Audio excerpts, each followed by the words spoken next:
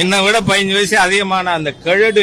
காங்கிரஸ் மூத்த தலைவர் EVKS இளங்கோவனை பாஜக மூத்த தலைவர் H ராஜா நடக்க முடியாத கிழடு என கடுமையாக தாக்கி பேசியுள்ளார். எல்லா எதிர்கட்சி தலைவரையும் ஜெயில போட்டு தினந்தோறும் இந்தியா முன்னேறுகிறது பொய் பேசின பொய்க்கு பிறந்த கும்பல் இதெல்லாம் பேசலாமா?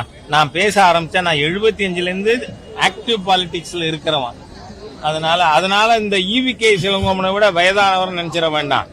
என்னை விட 15 வயசு அதிகமான அந்த கழடு நடக்க முடியாத நிலையில மகன் இறந்ததால் காலாவதியானவர் MLA ஆனவர அப்படி இருக்கிறது. அவரை என்ன பத்தி எல்லாம் பேசுறாருன்னு கேள்விப்பட்டேன்.